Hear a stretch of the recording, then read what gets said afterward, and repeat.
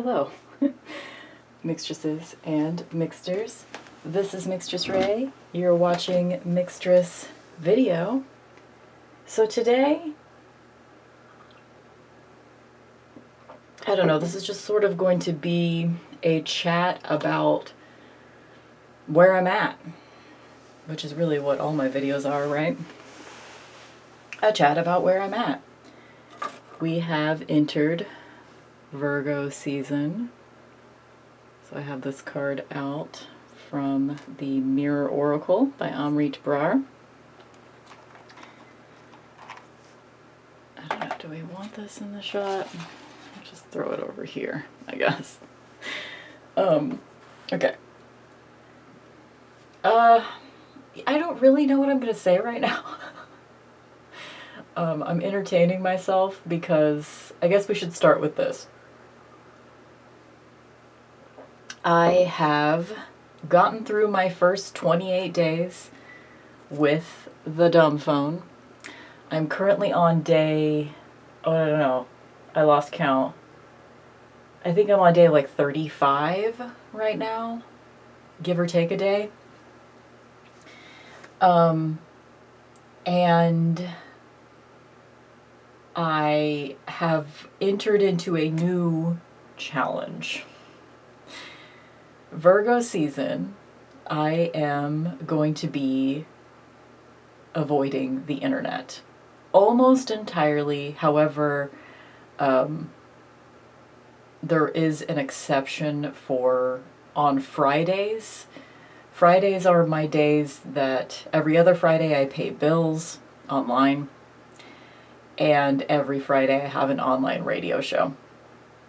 So I will be using the internet on Fridays within certain parameters because I'm still going to have my weekly internet radio show, details below. And I will still obviously be paying bills. So I will also use Fridays as an opportunity to check my email, catch up on my Signal messages with friends, and that's pretty much it, though. Like, I don't want Fridays to be a free-for-all during this challenge. And I'm doing this because switching to a dumb phone has really made it clear to me that the internet is even more of a problem than I thought. It's primarily causing me stress. So we're going to see what it's like to really be without it. Now, those of y'all that have been around a while, you might remember that I usually do a no internet February. I've done that for like maybe the last 5 years or so. But to varying degrees of success, because every year I've done a no internet February, I've had a smartphone. So I've always had a lot of exceptions in place, such as I'm still allowed to use Spotify, I'm still allowed to use WhatsApp, and et cetera, et cetera, et cetera. I'm still allowed to check my email. And it would end up that, like, because I was carrying a smartphone with me all the time, just trying to use willpower to avoid certain internet things when I was doing my no internet Februaries, I just never really had a successful no internet February. I mean, the first one or two were relatively successful, but still not really a no internet break, you know? Which is what I think I need. So that's what I'm doing. So I'm declaring it to the world just because, you know, it has been shown by actual, like, studies from smart people that if you declare that you are doing something, you are more likely to follow through with doing it. So here is my declaration. And I was successful in 28 days, the first 28 days without a smartphone, even though that wasn't like a challenge. That was just me giving myself, what do they say? What do the kids say? Flowers? Giving myself flowers for the first 28 days. Not because I was trying to take a break from smartphone because I'm done. I'm done with smartphone. That's a text from my mom, by the way. That's my mom's text tone. So there you go.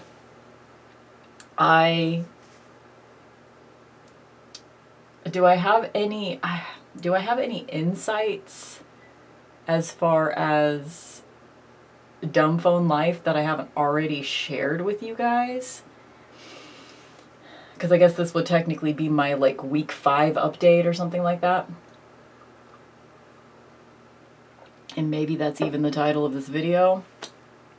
I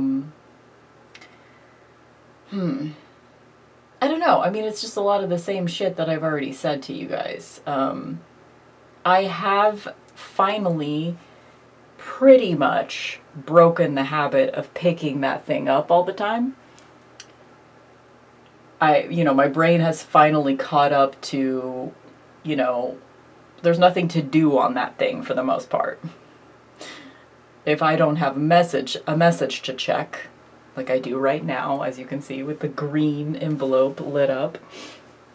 If I don't have a message to check, then I can look at the weather, check my calendar, play with the settings. It's not a thing to be picking up all the time. And I think I said maybe in my last video in this series that I've been leaving it places. I don't have it on me all the time. If I'm out and about, it is in my purse. But if I'm at work, it's in my locker. If I'm at home, it's somewhere in kind of a centralized location, so I will hear it if it notifies me of something. But other than that, I'm doing other things. And for the first, 35 or whatever days of having a dumb phone, I have had access to the internet at all times when I'm at home via my laptop. But for Virgo season, I have put my laptop away.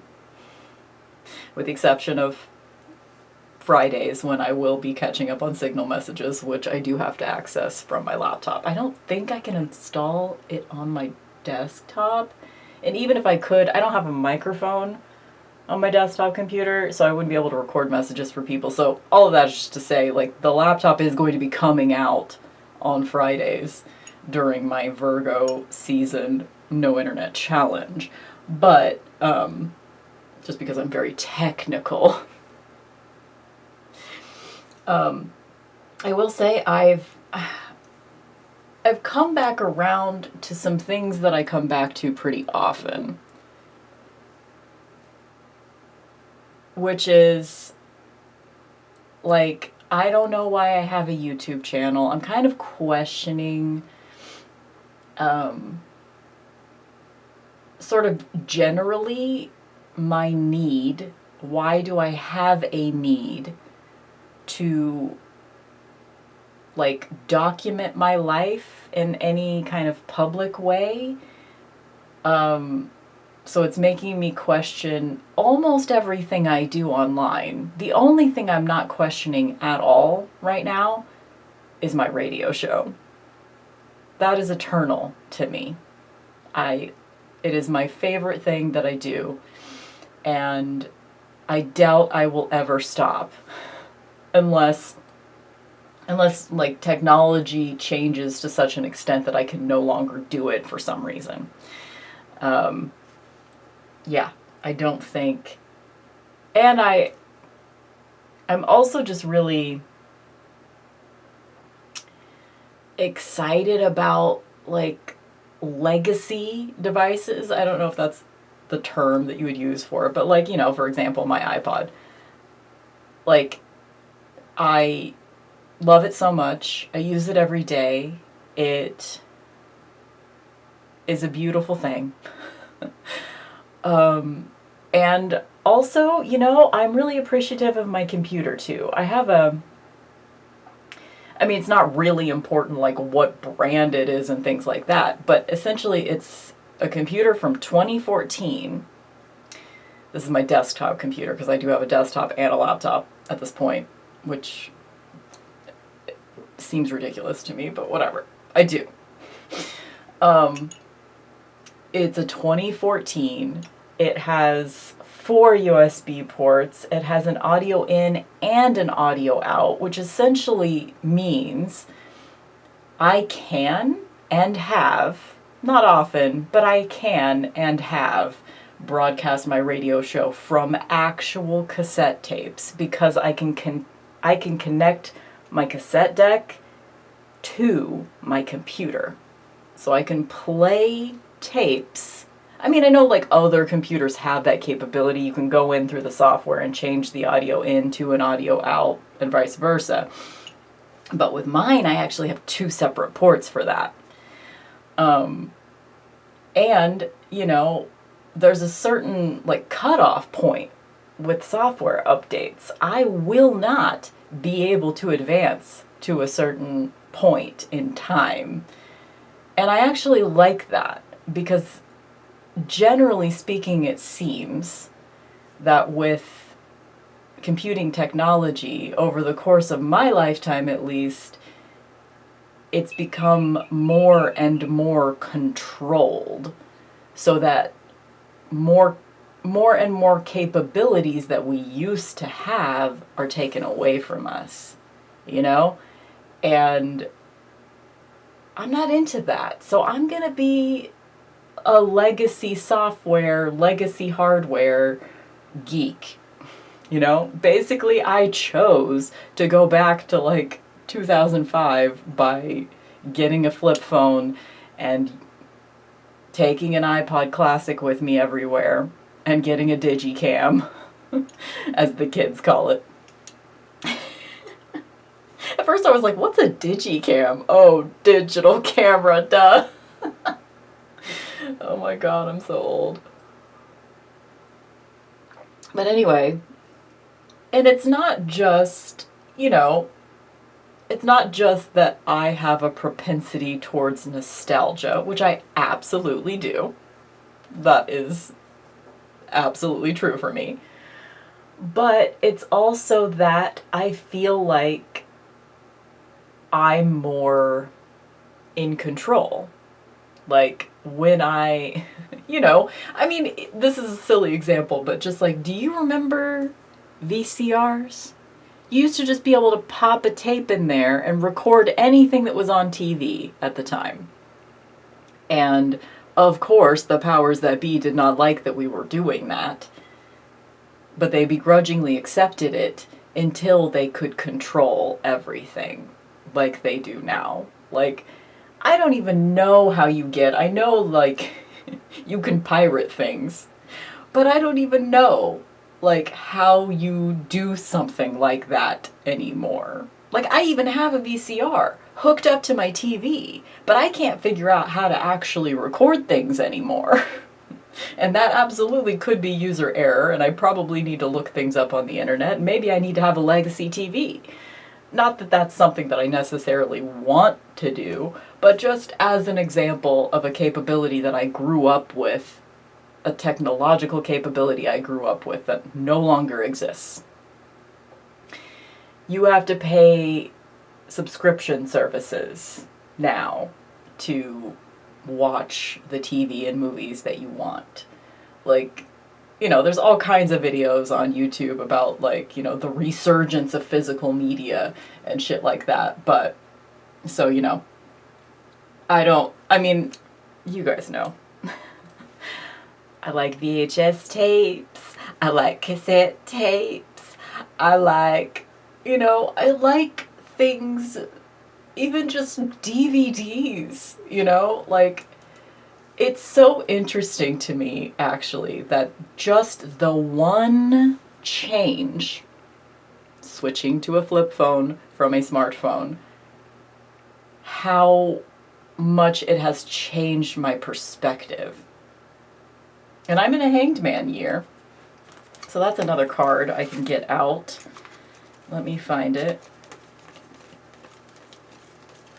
I'm in a Hanged Man year, so like this whole year has been about me changing my perspective.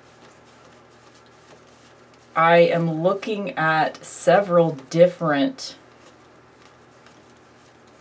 points of light. Is that... I'll get out the hermit card too. I don't know how well you're going to be able to see these things. I mean, you know what these cards look like. Most of y'all.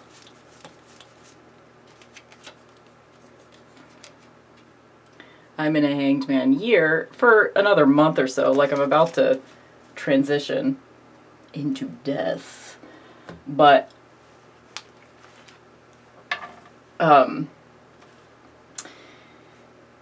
yeah, it's just so interesting to me that, like, that's all I did. And yeah, it's a big change. I did feel like, you know, there was absolutely an adjustment period. Oh my God, my mom's texting me so much right now. Should I check it and make sure everything's fine? I guess I should. Let me see. Oh my God.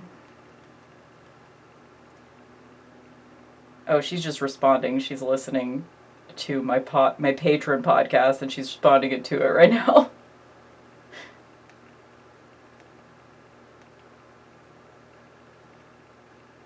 Okay. Okay.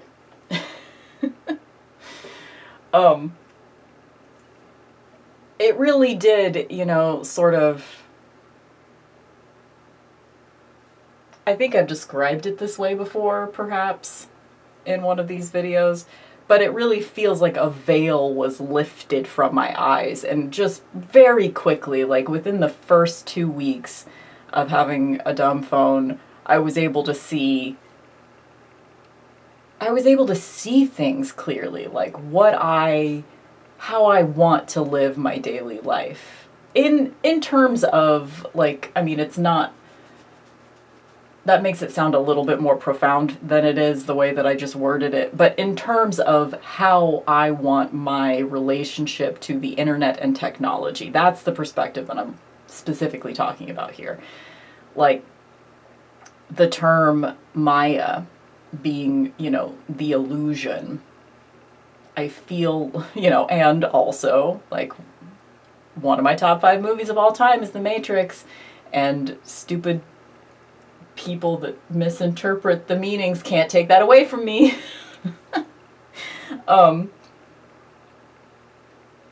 Because it's about that concept of Maya, about waking up to the illusion of reality that is all around us.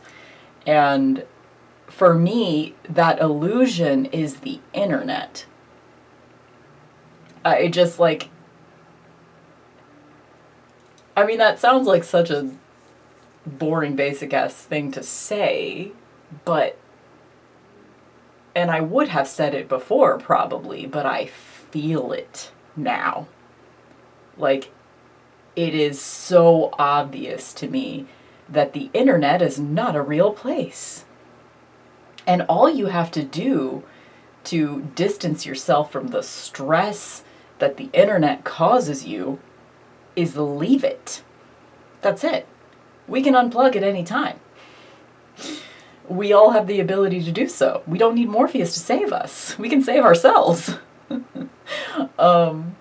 And so I knew that I needed to do, like, an internet detox, I guess, if you want to call it that. I knew I needed to do that within the first, like, 2 weeks of quitting the smartphone. But I forced myself to wait because, like, depriving myself of too many things at once is not the way. It's not the way. I've always enjoyed doing things like this. Like, I've always been like this. There was, I was in junior high, and I decided that I was going to spend an entire day not speaking. And I remember that I was in junior high because it was a school day, and I remember the school that I was at during that day. And there were a couple of times that I accidentally, like, exclaimed something, like, the water temperature in the shower had changed to hot, and I, like, said shit or something. And then there were a couple other times that, like, I just blurted something out. But for the most part, the entire day, I was silent. And I'm only bringing that up because I've always been this bitch. I've always been the deprivation fun times bitch. Because I think it's really interesting to examine your own behavior from a psychological standpoint, from a philosophical standpoint, all that shit. Sociological standpoint. It's really interesting to examine your own behaviors and feelings and motivations in life through the cessation of regular habits and behaviors. So the internet now has become almost a constant thing because of smartphones. I mean, that's it. Like, if you want to limit your use of the internet, all you have to do is switch to a dumb phone. That's it. Switch to a phone that doesn't have internet. And you will... It just seems so simple to me that, I don't know, I hear a lot of people saying, and again, like, it should be noted that, like, I am this person that sort of, like, when I make a change for myself, I kind of proselytize that change to others. But I recognize that my experience is not the same as everyone else's experience. And people are going to disagree. Like, I'm not here for only people that would absolutely agree with everything I say. So, even though I'm definitely going to be advocating that you try this, I'm advocating that you try this if you already feel like you know it would be good for you. Or if you suspect that it might be good for you. Because I do see a lot of people in my comments, or just a lot of people in my daily life that I talk to, when they notice that I have a flip phone, they're always interested to talk to me about it. They're like, that's so cool. Why did you decide to do that? I've thought about doing that. So it seems like there's a lot of people, and I was that person. I was that person for like the last 5 or 6 or 7 years. I've been saying, the first time I remember saying this and thinking this is when Apple took the headphone jack out. I was so fucking pissed off about the loss of the headphone jack that I declared I would never buy another Apple product again. And I have mostly kept that promise because every Apple product I've bought since then, I've bought on eBay, so Apple didn't actually get the money for it. It's all been like aftermarket shit. However, I do buy things on iTunes, so yeah. Apple still gets my money sometimes. But for the most part, I stuck to that. But anyway, the point is, ever since then, I was like, never again. I'm never buying an iPhone again. And I did end up buying another iPhone. Anyway. But that's just how long it's been that I've been flirting with the idea. At least it's been that long. And I think that was like 2016 or 2017 when they took away the headphone jack. Which I still think was a terrible decision. And, it's so funny that, like, I was so emotionally invested in that, looking back on that now. Not because, like, I am emotionally invested in the headphone jack, but it's funny that I was so upset that Apple was going to take it out of their phones. Because at the time that announcement was made, I had an iPhone that still had a headphone jack. I wasn't planning to buy a new iPhone anytime soon. And I didn't have to. Like,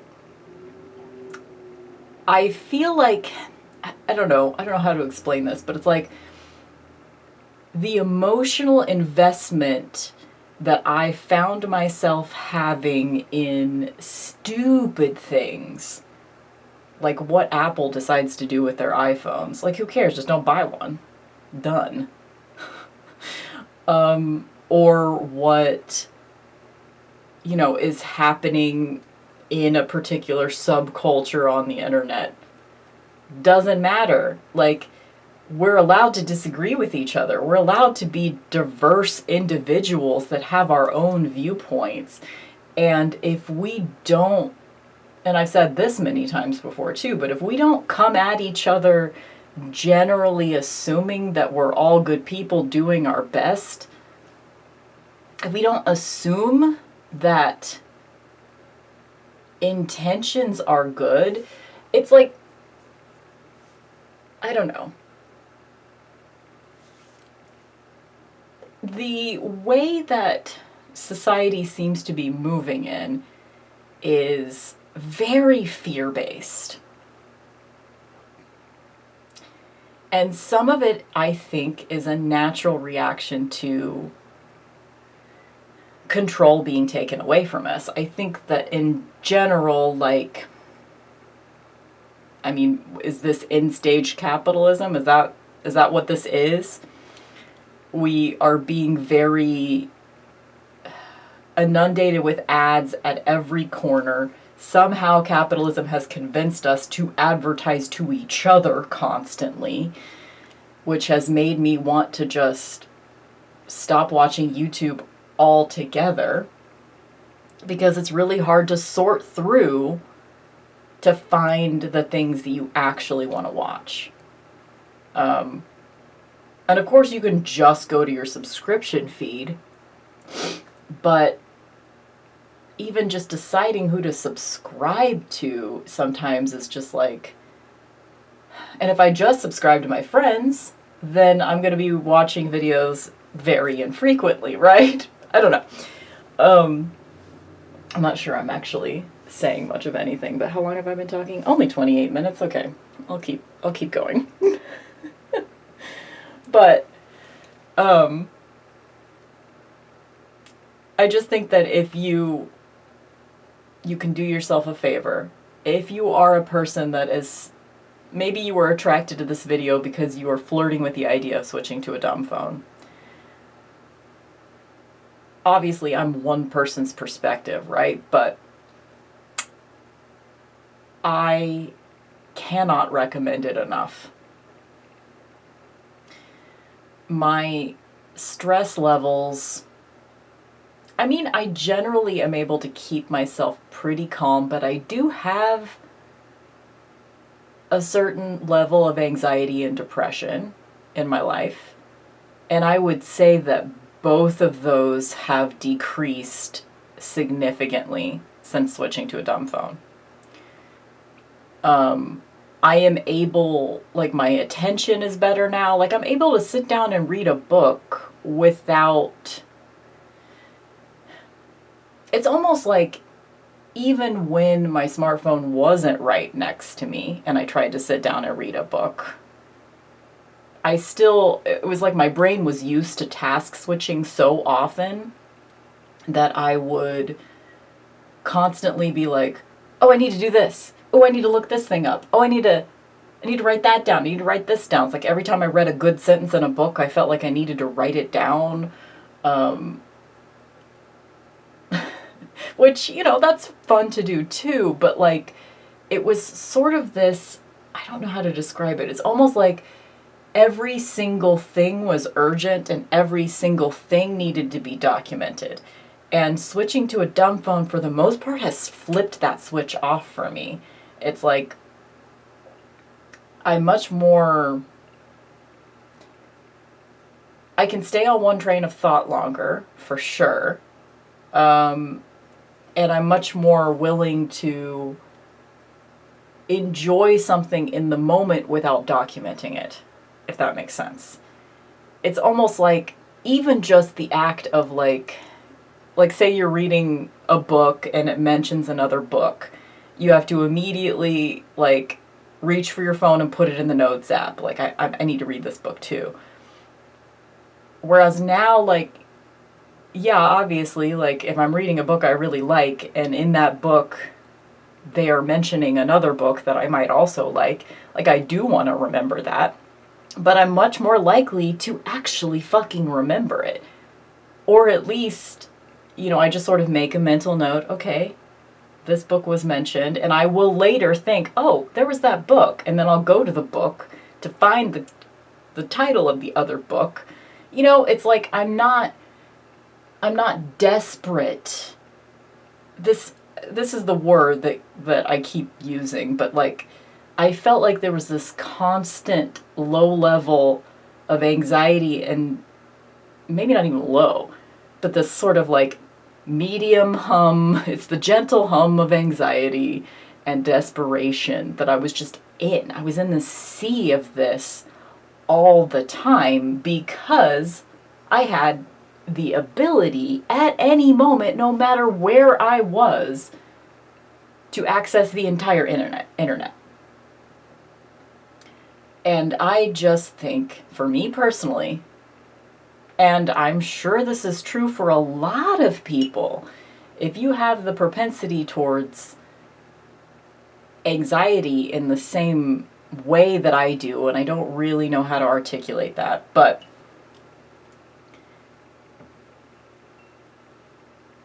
it's like if you have the genetic propensity towards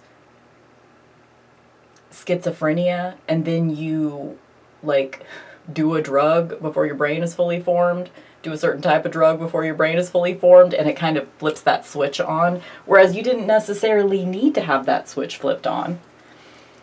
And I'm not sure if that's technically really how that works, but I think there was a theory that maybe that was how it worked whenever I was in psychology school, which was a long time ago. But I'm just saying, like, as a concept, I have the ability to be a quite obsessive and anxious person. And having a smartphone flipped that switch on for me. And now it's off. And I wanted to take that a step further because I tended to still feel a certain amount of that anxiety when I was at home, because I still had access to just pulling up my laptop anytime, looking things up anytime. And that has definitely gotten better. And I'm assuming it will get even more betterer as I embark upon my no internet Virgo season. I'm going to be an actual hermit in Virgo season. Yeah, I don't know. Anyway, I would very much recommend it. And I know, like, there are all kinds of things that people will say, well, I need my smartphone for this and for that. And there was nothing in my life that I really needed a smartphone for. In every case that I felt like I needed it, I was able to work around. I've been able to work around it. But, I mean, part of that is because my phone is not that dumb.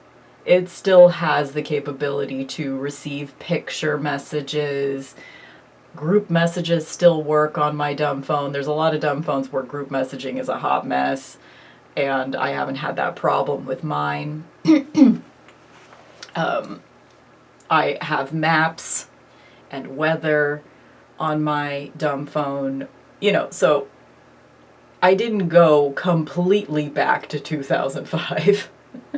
For some reason, that's just the year that keeps popping in my head, because that was right before I got a Motorola Razr, which, of course, the flip phone I have now is way more advanced than my Motorola Razr, but it is similar. It's what I keep comparing it to because it's the only other flip phone I've ever had. And man, if only I could have the software functionalities that my Bluebird has in the form factor of a Motorola Razr, because that would be cool. That's another, like, something that I'm still really struggling with. I should mention that, is I'm very device focused still. Like, it kind of bothers me that phone I do not find to be aesthetically pleasing. certain aspects of it I do find to be aesthetically pleasing. I like when the LED lights are lit up. I like that it says Bluebird on it. I love birds. And I actually, there's a whole line, basically they have a whole line of bird-named phones and a whole line of tree-named phones. The tree-named phones are like the more rugged option and they cost a bit more, so I didn't choose to go with the tree-named phones. But, I mean, the features that I wanted were in alignment with the Bluebird, but there was also the Cardinal. And I didn't want the Cardinal because I don't like cardinals as much as I like bluebirds. And it's not even just the bird itself, it's the word.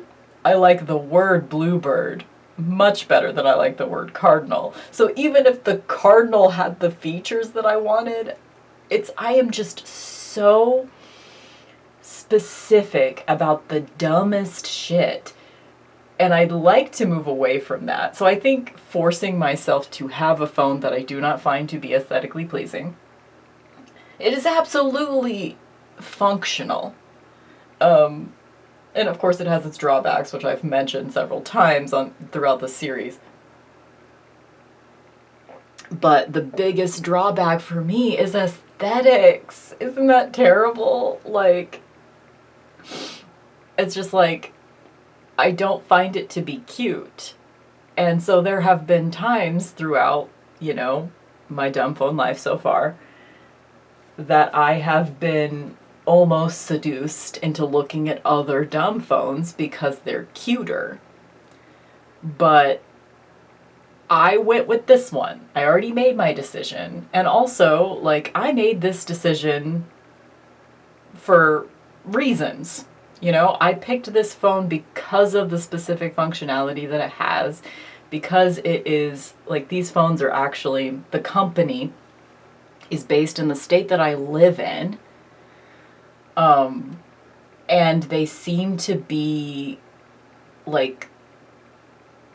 ethically and ecologically aligned with what's important to me, plus just the fact that when I ordered the phone from them, it didn't have to ship from far away.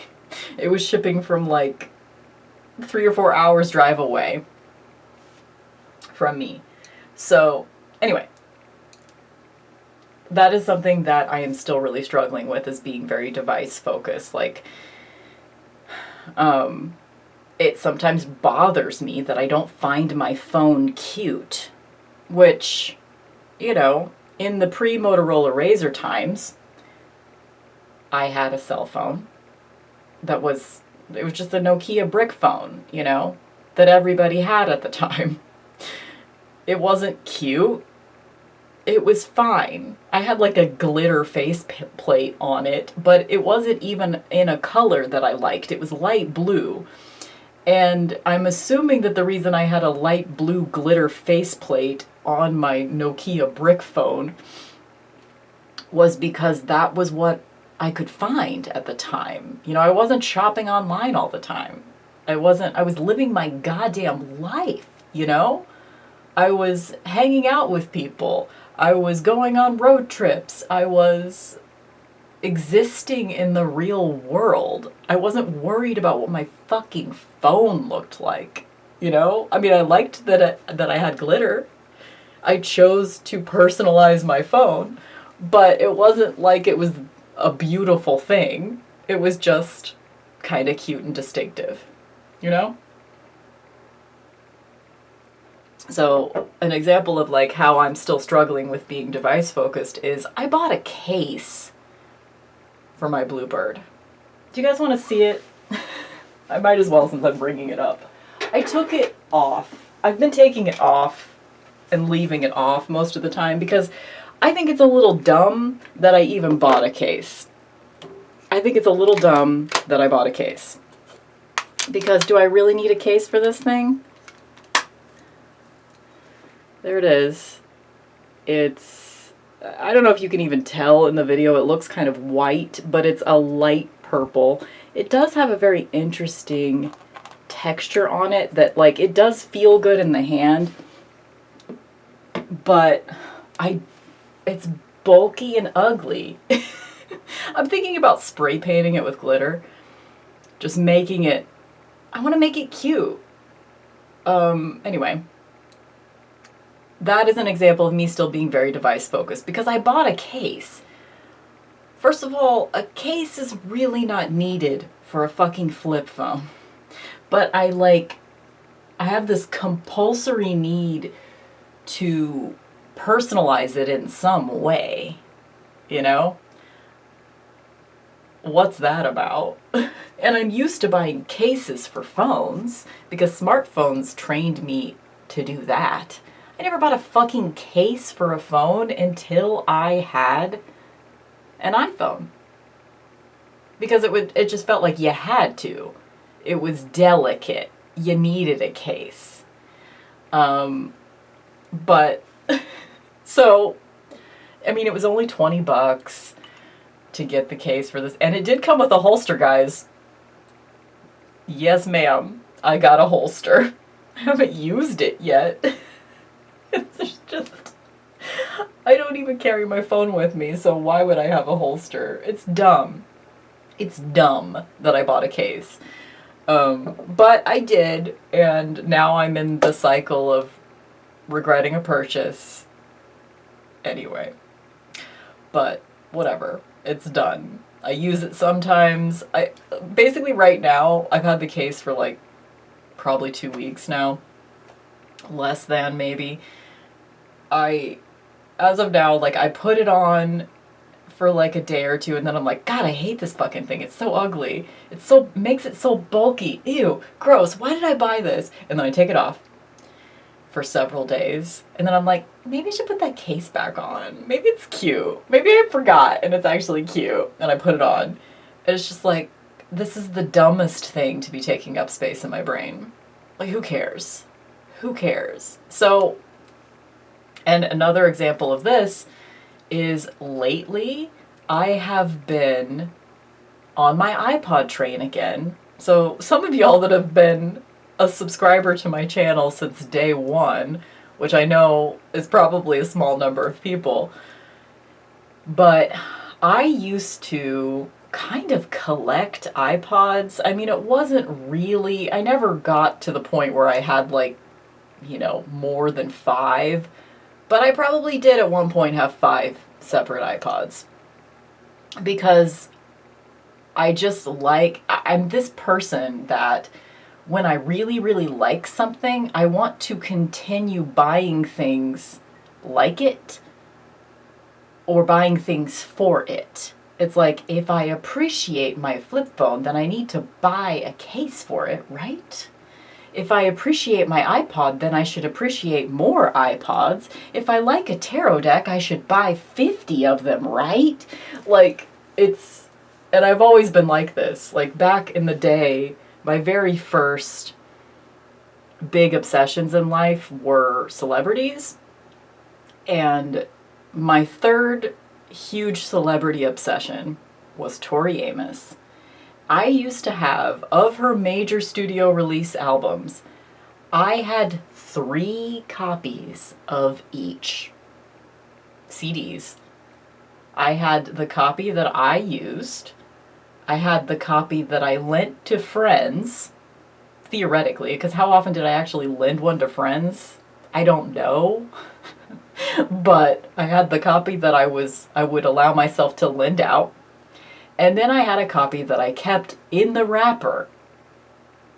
It was a backup. I had backup CDs. So I've always been like this. But it's the dumbest thing, and I don't actually have the budget in my life to be like this,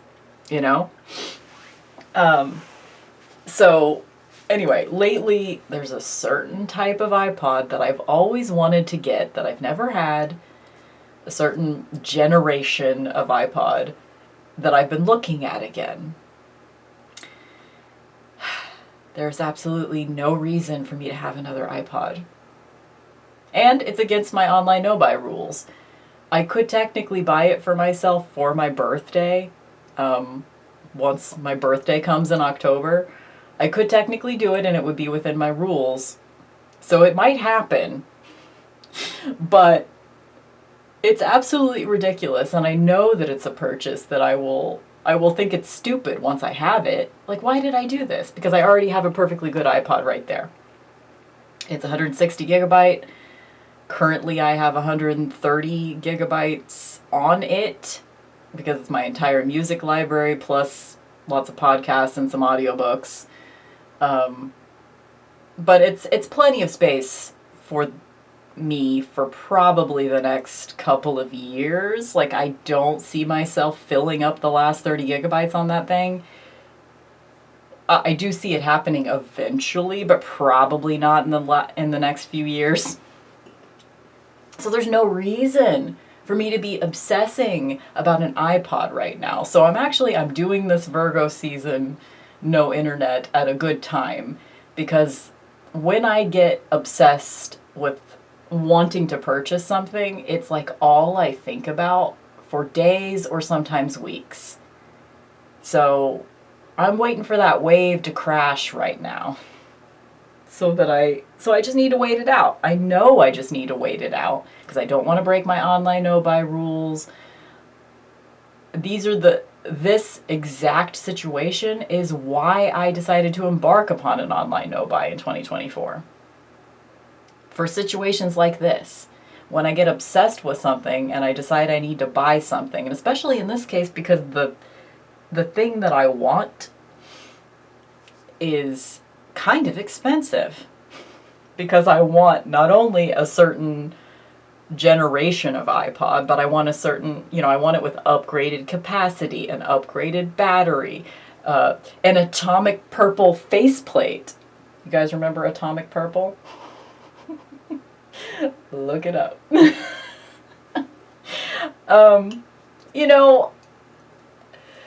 And I know that this shit is coming from a good place because, like, I enjoy beautiful things. There's nothing wrong with enjoying beautiful things, and there's nothing wrong with me buying myself an iPod that I want.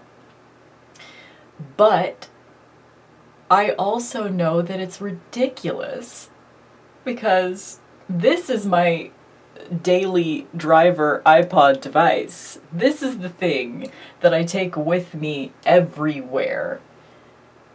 This is it. There's no reason. Oh my God. And it's just like, so there's always a war with my emotional brain and my logical brain, you know? It's a war. And it will never stop being a war, no matter how far I progress in my own personal goals. It will never stop being a war. But what I'm doing right now, essentially, is I'm becoming more comfortable with discomfort. I'm learning patience. I'm learning that what throughout my life I would have considered deprivation is actually just practical patience, waiting, earning things. You know, I very much grew up in the ridiculous overconsumption 80s. And the circumstances in my own family's upbringing, like, we were doing okay. We were probably middle class the first 10 years of my life. And then it kind of dropped off, you know? Then we kind of all struggled a bit more from that point on. But like those crucial development years, I got whatever the fuck I wanted. I was the first grandchild in our family in the 80s. You know, like, so there's so many fucking home videos of me at Christmas time. The amount of shit that was given to me, and you could tell I was overstimulated by it. I was dismissive of some of the gifts that I was getting because I knew there were so many more to open. It was disgusting. It's disgusting to watch those videos. To see a spoiled child. But obviously it wasn't my fault. But also it explains why, as an adult, I perpetuate this in myself because of my online shopping addiction, which I am really working on. It's fucking taken so long to get as far as I've gotten, but I've gotten somewhere with that. How long have I been talking? 52 minutes. Oh my god. Okay. I should stop soon. The point is, I come by my overconsumption habits, honestly. However, that doesn't mean it's an excuse to keep going with it. I want to be good to the planet that I live on. I want to be good to myself, a person that likes to have a simpler life, I am generally happier when I don't have decision fatigue, which is something that through my online no-buy, through my just realizing addictions that I have and limiting myself with those things has helped me so much in that way. You know? Like, this is evolution and development that's needed to happen my entire fucking life. You know, that spoiled child is still inside of me, and y'all have seen her emerge many times. It's like, I want this. My inner Veruca Salt is loud, but I'm learning to silence her. It's a struggle. So if any of y'all are on the same type of journey, it's definitely less of a struggle if you can find ways to be interrupted by advertisements less. And switching to a dumb phone is a huge step in that direction. Because I would imagine that the amount of ads that I am exposed to in dumb phone life it's absolutely significantly less than smartphone life. Full stop. Because I'm not on any social media anymore. I'm not on YouTube, which I guess you could probably consider part of social media. I'm not on YouTube hardly ever anymore. So I'm not really being sold to very often, except the type of advertisements that you see in the real world. And the type of advertisements that you see in the real world aren't necessarily that tempting because they're not algorithmically driven. They're not designed to appeal to specifically you. You know, when I'm having temptations to buy things, it's when I'm online. You know? When I'm in person looking at things, it's just like, oh, okay. Yeah, sometimes I buy something at Target that's cute. It happens. But it's usually not a regrettable purchase because, yeah, anyway. This is all shit that I've said before.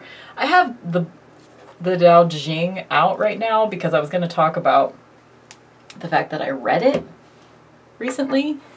So I guess I'll just show this at the end. I ended up buying myself a second copy of it because this is a different translation, and this... Okay, so my copy, let's start with that. Look how beautiful this is. And it's very delicate. It's been through the tornado.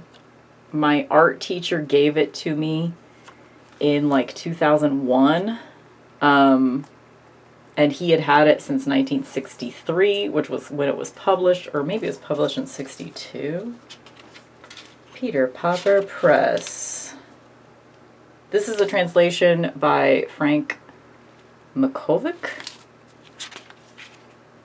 1962 is the copyright. And anyway, I had a huge anxiety attack and couldn't sleep one night, and I read this at like 4 a.m. Not the whole thing, although I probably could have read the whole thing because it is pretty short. I haven't read it since like high school. And it was just very comforting to me. And this is a whole other subject, I guess, for another video. But this is one of the things that, like, when the veil has been pulled away, like, not only did I realize I need to spend more time away from the internet, but I need to spend more time rebuilding my spirituality. You know, I've definitely torn a lot of things down this year. Like, I've dealt with my addiction to sugar, my addiction to internet shopping, my addiction to smartphones. Like, I'm taking away and tearing down a lot of stuff right now, but I haven't rebuilt much yet. And it'll come. But one of the things I want to rebuild is my spirituality. And this was a good start. Because just reading the first 10, 20 pages of this that night that I couldn't sleep and I was having extreme anxiety, it literally calmed me. And I'm not used to being able to actually find something that calms me. Like, when I get that anxious, usually the only thing that helps is time. Like, I usually cannot be soothed when I'm in that state. So to find something that did soothe me was really meaningful to me, and I decided I wanted to, like, highlight things, but this is so precious and delicate, and it's a gift from my art teacher, which he was one of the only reasons I even graduated high school was that art teacher, and he's still with us, by the way. Anyway, I decided to buy another copy from Thrift Books, so that I have a copy that I can write in and highlight, which I have not done yet because I just got this a few days ago, actually. But and I'll be interested to see, because this is a different translation. So I'll be interested to see how this different translation compares. Like, maybe I prefer this one for certain reasons. I don't know yet. But anyway, Dao De Jing, it's a good thing. A lot of y'all already know that. I knew it too, like, but I just hadn't read it since, like, high school. And I've had this book in my possession ever since then, and it's just been... I suspect that either... I might even just, like, put this one back on the shelf and kind of, like, preserve its... You know, because I feel almost like I shouldn't be touching it, you know? This one might just live on my nightstand, though, because during those sleepless nights, this might be... Maybe this is just a thing that I'll always be reading, you know? I could see that happening, and it's very... It's good. Yeah. Recommendations, the Dao De Jing. You don't need me to recommend that to you, but it was very helpful to me. So if you're in need of an anti-anxiety thing, that could be helpful for you too. Anyway, I'm going to stop talking now because I've been talking for an hour. Thank you so much for listening, and I hope that there was something in this that made some kind of sense. But really, yeah, really I'm just talking, really I just do this. I just talk about my own struggles, and lately the only struggles I've been talking about are struggles of addiction. But I'm getting through it, you know? It really is a process of, like, Alcoholics Anonymous is not right about everything, but they're right about the one day at a time thing. And it really is a slog. As Grace says, many trips to the river. It's many trips to the river.